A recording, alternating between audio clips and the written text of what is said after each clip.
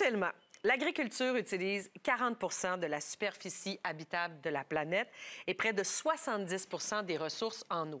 On est de plus en plus nombreux, le territoire diminue, l'eau est une ressource qu'on veut absolument préserver, alors il faut arriver à faire les cultures différemment. Il y a une entreprise de Lévis, dans le secteur Saint-Nicolas, qui a peut-être une solution. OK. En tout cas, une bonne piste de travail, et on en parle avec Caroline Letendre, qui est responsable du développement des affaires au Canada chez Orto. Bonjour, Caroline. Bonjour. Alors, Orto, H-O-R-T-A-U, qu'est-ce que c'est que cette entreprise-là? En fait, Orto, comme vous l'avez dit, c'est une entreprise québécoise spécialisée en développement de senseurs, de développer des technologies pour suivre l'eau, les besoins en eau dans les cultures. OK. Puis quand je parle de culture, c'est les cultures maraîchères, les productions de fruits et légumes, des cultures qui ont des gros besoins en eau. Sinon, ça met en péril leur rendement et la productivité.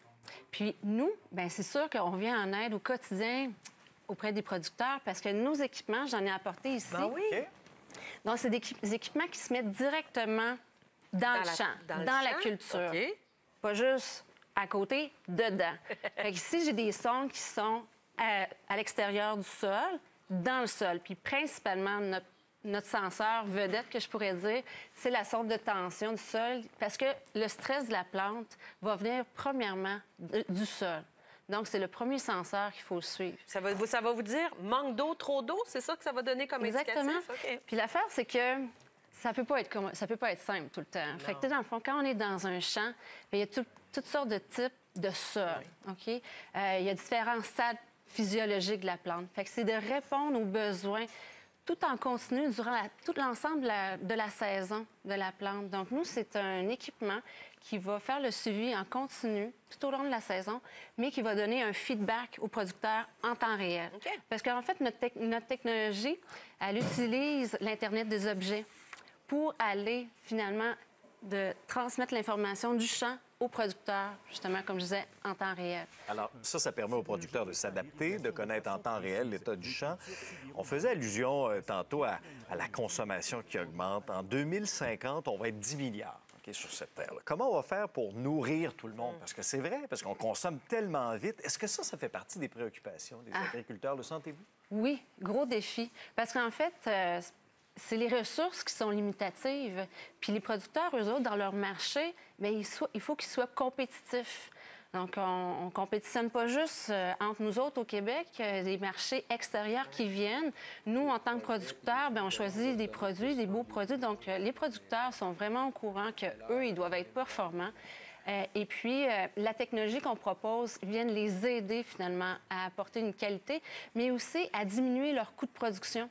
Parce qu'il y a aussi les intrants qu'il faut prendre en compte, une meilleure utilisation des fertilisants, une meilleure utilisation des pesticides. L'environnement, c'est très important pour les producteurs agricoles. Puis ils veulent faire de l'agriculture avec une vision durable. Oui, on veut s'en éloigner de ces pesticides, de ces fertilisants, mais en même temps, ils ne veulent pas perdre la récolte. Ils veulent offrir un produit que le consommateur recherche. Est-ce que, parce que je reviens un peu à l'eau qu'on utilise, est-ce que nos agriculteurs arrosent trop? En général, oui. Ah oui? Ah oui, c'est probablement le constat général qu'on fait. C'est que, en fait, c'est comme un feel-good action. C'est vraiment... On a l'impression d'être proactif. Bien, tant qu'à faire quelque chose, on va mettre de l'eau. OK. OK? Puis, en fin de compte, ça amène des problèmes, des manques d'aération dans le sol. Pas d'oxygène, bien, la plante ne peut pas fonctionner. Puis après, bien, ça amène aussi des maladies. Donc, on n'est pas plus avancé si on a trop d'eau puis que notre plante, finalement, est mal en point. Fait que c'est toujours avec l'équipement qu'on propose, c'est d'être dans l'optimum, de stresser la plante pour qu'elle, dans le fond, elle puisse induire la production de bourgeons qui va amener, finalement, des produits. Donc, c'est stresser la plante pour qu'elle soit productive, mais après, à un juste niveau pour que, justement, on évite la sécheresse. Donc, ça permet de diminuer la consommation d'eau chez les agriculteurs. Maintenant, nous, comme consommateurs, est-ce qu'on peut faire quelque chose pour pas empirer la situation, pour au moins aider un peu? Bien, les producteurs font déjà un grand bout de chemin en utilisant ce type de technologie-là parce que, justement, eux sont soucieux de la quantité d'eau qu'ils utilisent, sont soucieux de l'énergie qui utilisent l'énergie fossile qui est nécessaire pour amener l'eau à leur ferme.